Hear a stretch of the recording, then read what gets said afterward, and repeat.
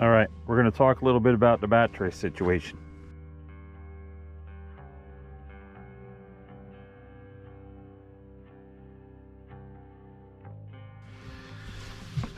I didn't do an install,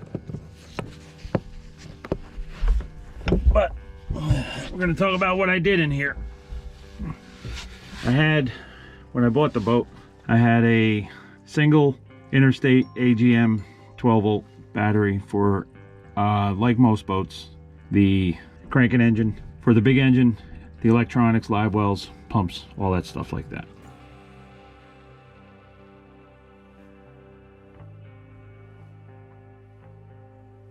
So what I did is, my old Ranger, I had one blue Optima blue top, and that ran everything, but I didn't have forward facing and I didn't have the bigger color graphs. This boat's got 12 inches and it's got the live scope, so that's going to be on. So we tested it yesterday and it seemed to work out pretty good, and I want to point out a couple of things. We start at, and we'll go backwards, we'll start at the main power source for the engine and the boat, and then we're going to go backwards.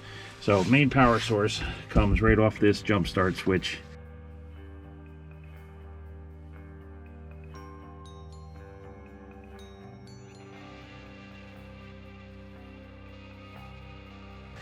On run the battery cable up under here, and I have a appropriate sized battery cable, goes from here all the way through there and comes down right here.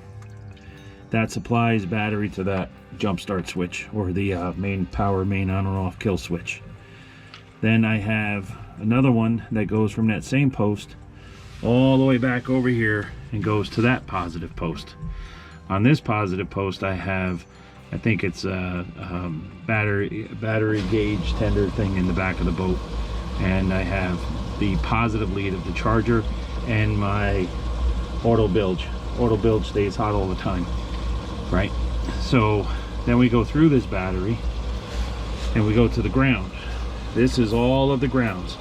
So my main engine source is on this battery and the main ground source is on this battery. And then I have a negative going from here all the way around over here and coming out to here. And then I also have the negative charge wire from the onboard. So the ground for the charge is over there, the positive is over there. So I'm going through both of the batteries.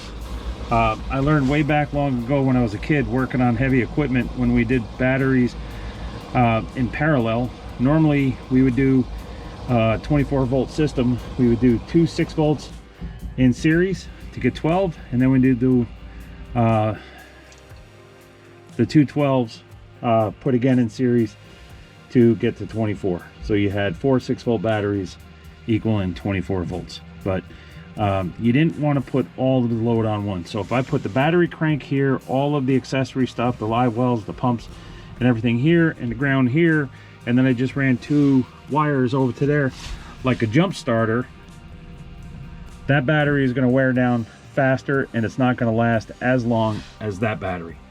You're trying to put equal load through both batteries together.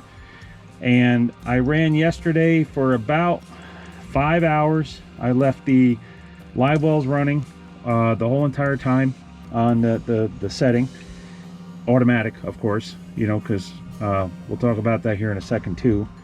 And I ran the forward facing the whole entire time. I think I put the interior lights on and just a couple other things to do to load, and we ended up idling up the creek. No issue starting. I would just randomly start it. We ended up running up the creek, and when I say running, idling up the creek, we had to idle back out. Thunderstorm came, chased us off the water, and when I got home a few hours later, I plugged it in. It was immediately up to 90%, and before I went in the house, it was flashing on the green light. And then of course when I come out this morning, it was steady green on float charge. So I do believe this is going to work a lot better, and I believe, without testing it, my interstate AGM that I bought the boat with was not that good. And the reason why I say it wasn't that good is because it would not only, why is this out? That's the lithium jumper pack, just in case I need something. So that's going to stay with us until I'm comfortable of not needing it. That'll stay in the truck and get taken in and out every day.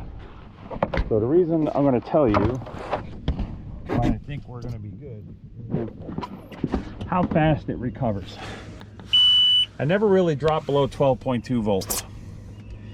And obviously a 12.2 is charged.